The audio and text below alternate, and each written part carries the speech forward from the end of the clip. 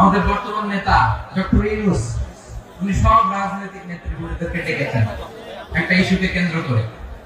তার মানে গোটা বাংলাদেশ এক হয়ে গিয়েছে। আমরা সবাই উদ্বেলিত হয়েছে, উচ্ছ্বসিত হয়েছে, ঠিক কিনা বলে?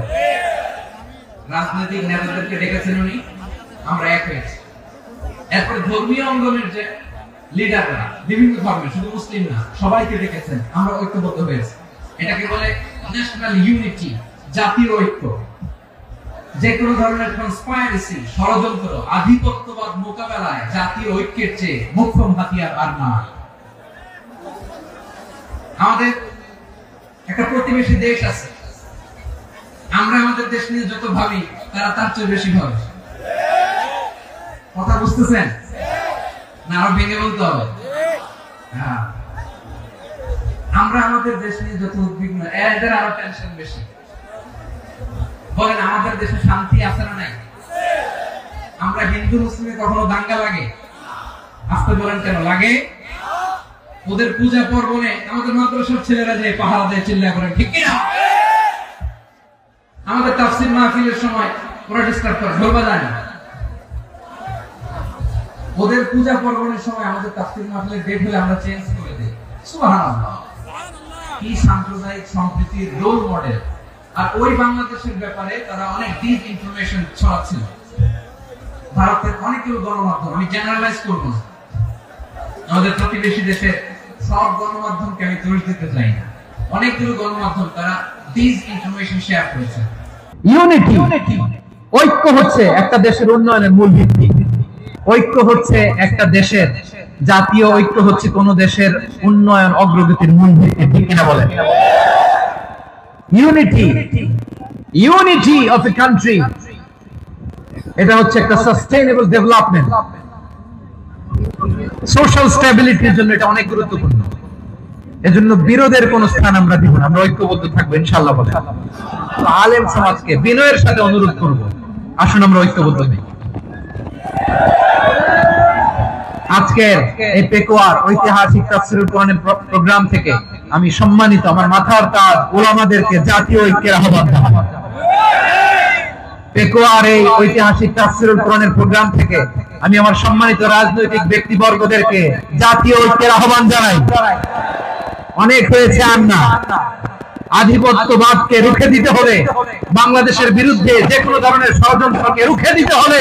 জাতীয় ঐক্যের কোনো বিকল্প নাই, চিল্লায় বলো ঠিক কিনা?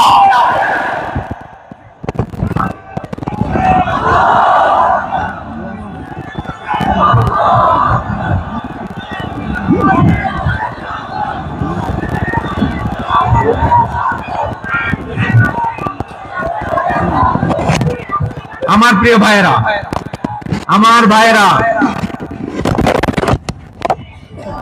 আর কাদা ছড়াছড়ি করব না।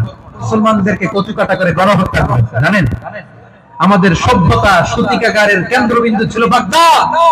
ইরাকের বাগদাদে যেদিন সে রক্ত নিয়ে হোলি খেলা করে, রক্তের হোলি খেলা যেদিন হয়, ওই দিনও বাগদাদে বাহাস চলতেছিল। আমাদের বাহাস কি চলতেছিল? আপনাদের এলাকায় বাহাস আছে? এই প্রচলিত বাংলাদেশের যে বাহাস, এটার সাথে ইসলামের কোন সম্পর্ক আছে?